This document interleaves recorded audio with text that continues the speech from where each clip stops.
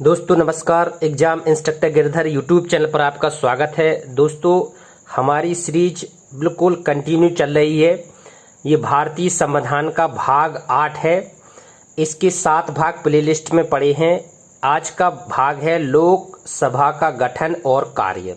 ये बहुत महत्वपूर्ण टॉपिक है क्योंकि इसी लोकसभा के चुनाव के द्वारा पूरे देश के जो हर विभाग के मंत्री हैं और हमारे माननीय प्रधानमंत्री की भी नियुक्ति इसी लोकसभा के द्वारा होती है। तो ये बहुत ही महत्वपूर्ण टॉपिक है। दोस्तों समय वैश्विक स्तर पर बहुत ही विपरीत चल रहा है। भारत में भी कोरोना के 30,000 के समकक्ष मरीज हो गए हैं सक्रिय। हम लोग लॉकडाउन के तहत घरों में हैं, सुरक्षित हैं और आप लोग भी घर पर ही रहें क्योंकि ये समय की मांग है और ये निकल जाएगा। क्योंकि प्रकृति अपने हिसाब से कुछ ना कुछ समय रहते होता रहता है, लेकिन वो समय से सही भी हो जाता है। तो निश्चिंत रहें। और आज का टॉपिक महत्वपूर्ण है और सारे टॉपिक ये प्लेलिस्ट में पड़े हैं। वे साथी जो नए हैं जरूर चैनल को सब्सक्राइब कर लें। और ये भारतीय संविधान है, भारतीय इतिहास के पूरे प्राचीन मध्य आधुनिक के पूरे पार्ट्स प्लेलिस्ट में पड़े हैं। पर्यावरण पढ़ा है, सामान्य विज्ञान पूरा पढ़ा है। तो ये सारे महत्वपूर्ण वीडियो आपको एक जगह मिल जाएंगे, वहां से आप इसको कर सकते हैं। तो आइए करते हैं वीडियो शुरू। लोकसभा के गठन के बारे में प्रावधान संविधान के कौन से अनुच्छेद में है? 81वें अनुच्छेद में है। ये एग्जाम में आ सकता है कि लोकसभा का गठन किस अनुच्छेद के तहत होता है, तो 81 का। आगे देखते हैं मूल संविधान में लोकसभा की सदस्य संख्या कितनी थी? ये भी एग्जाम में आता है, कई बार पीसीएस में पूछा गया है ये, और छोटे मोटे में भी आता है कि मूल संविधान में लोकसभा की सदस्य संख्या कितनी थी? 500 थी जब संविधान बना था। फिर बाद में बढ़ाकर 525 कर दी गई, लेकिन बाद में जब 31वां संविधान संशोधन हुआ तो ये बढ़ाकर 525 से कर दी गई है 545। ठीक है। और फिर 1987 में एक अधिनियम बना जिसके तहत कर दी गई है 552। तो आज कितनी है वर्तमान में? अधिकतम कितनी हो सकती है? 552। ये एग्जाम में पूछा जाता है कि लोकसभा में अधिकतम कितनी हो सकती है? अधिकतम, तो अधिकतम अगर पूछा जाए तो उत्तर आएगा इसका 552। ठीक है। वो कैसे हो सकती है कि 530 हैं जी सदस्य, ये राज्यों से चुने जाते हैं, निर्वाचित होता है सांसद। तो ये 530 चुने जाते हैं राज्यों से, 20 सांसद चुने जाते हैं संघीय क्षेत्रों से, और 2 सदस्य होते हैं आंग्ल भारतीय समुदाय के। राष्ट्रपति कर सकता है।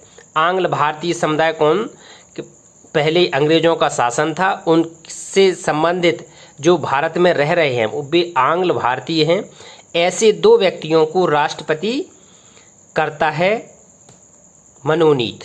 तो ऐसे हो जाते हैं ये 552। लेकिन आज वर्तमान में कितने हो रहे हैं? आज वर्तमान में दोस्तों संख्या कितनी है जो हो रहे हैं सदस्य? वो है 545। 545 आज लोकसभा के सदस्य हैं, सांसद हैं। उनमें कैसे?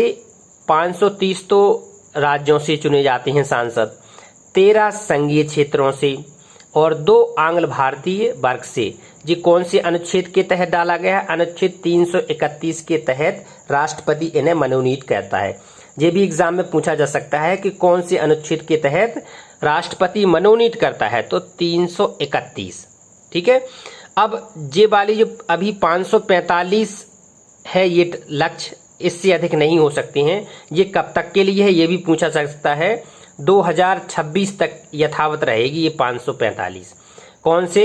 84वें संविधान संशोधन के तहत। ठीक है। तो अभी लेकिन अगर पूछा जाए कि अधिकतम कितने हो सकते हैं, तो 552।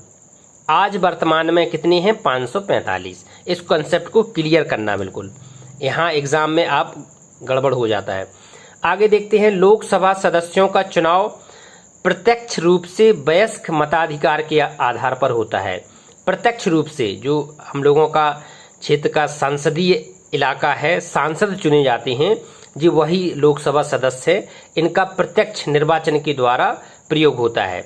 और इस निर्वाचन में कौन भाग लेता है?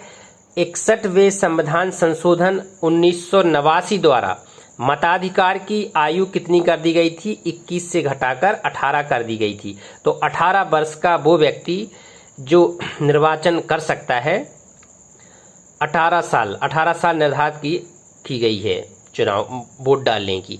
ये भी एग्जाम में आता है। किस संविधान संशोधन के तहत? 61वें। कब? 1989 में ये पारित हुआ था। ठीक है जी, आपको आना चाहिए। लोकसभा सदस्य बनने के लिए कम से कम आयु कितनी होनी चाहिए?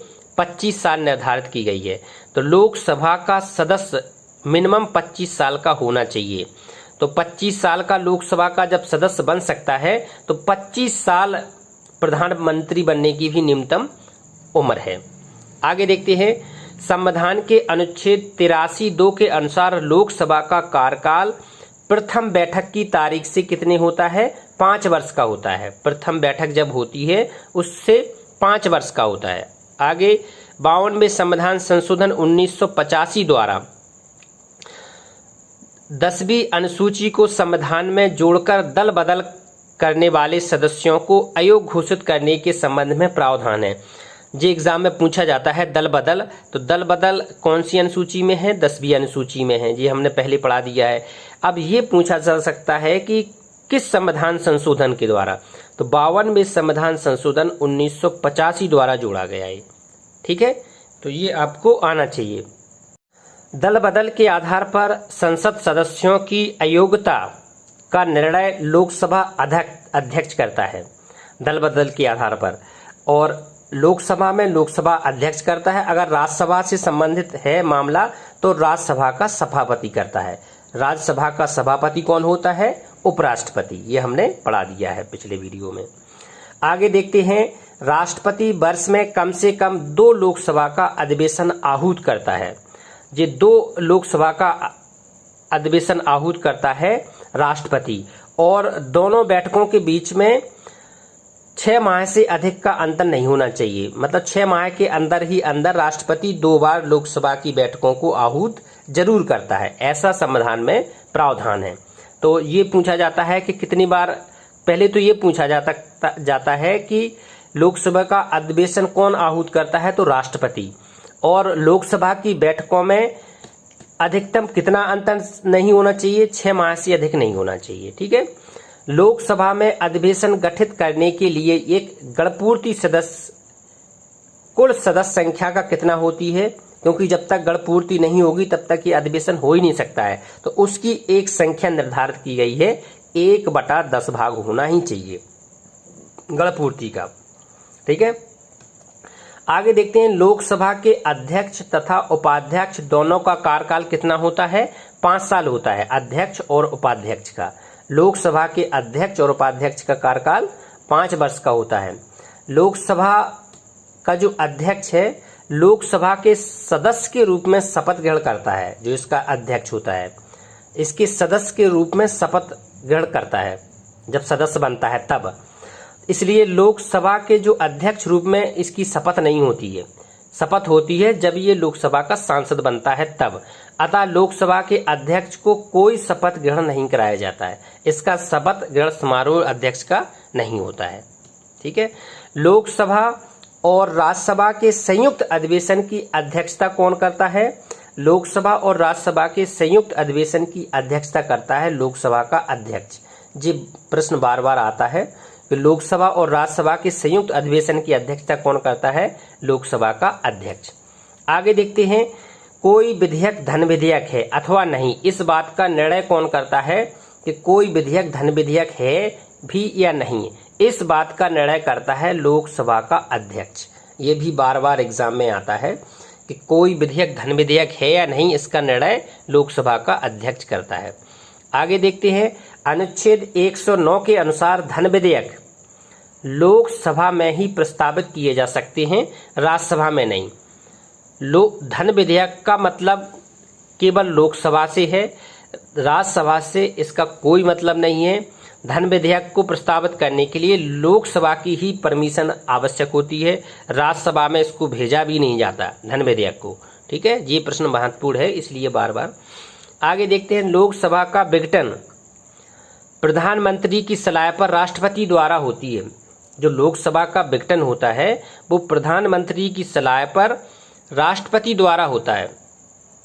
प्रधानमंत्री से सलाह लेकर राष्ट्रपति करता है लोकसभा का विघटन। ठीक है, भारत के प्रथम लोकसभा के अध्यक्ष कौन थे? जीबी मावलंकर। जीबी मावलंकर प्रथम लोकसभा के अध्यक्ष थे, ये आता है बार बार। मीरा कुमार भारत की प्रथम महिला लोकसभा अध्यक्ष थी। मीरा कुमार भारत की। आगे देखते हैं, नीलम संजीव रेड्डी ऐसे लोकसभा अध्यक्ष रहे हैं जो बाद में भारत के राष्ट्रपति भी चुने गए थे। नीलम संजीव रेड्डी ये भारत में बाद में राष्ट्रपति भी चुने गए हैं। तो दोस्तों, अब हर सुबह एक वीडियो आपको जरूर मिलेगा। थोड़ी समसामयिक घटनाओं का 2 मिनट चर्चा करेंगे, देश की और विदेश की बातों का। इसके बाद आपका टॉपिक जो चल रहा है, पहले संविधान चलेगा, इसके बाद ज्योग्राफी स्टार्ट करेंगे। ज्योग्राफी पूरी कराएंगे विश्व की और फिर भारत की, पूरा सिस्टम से चलेगा। इसके बाद आपका कई महत्वपूर्ण टॉपिक हैं, उत्तर प्रदेश, जनगणना, पर्यावरण, ये सारे टॉपिक आपके कराए जाएंगे। तो आप बिल्कुल नियमित रूप से वीडियो देखें, क्योंकि आगे एग्ज़ाम भी आपको देना ही है। तो अभी से आप उसके लिए तैयारी करें, घर पर रहें। समय बिल्कुल घर पर रहने का है, तो घर पर सकारात्मक रूप से कार्य भी करें, तैयारी भी करें, क्योंकि आगे जीवन में सफलता भी प्राप्त करनी है। नमस्कार।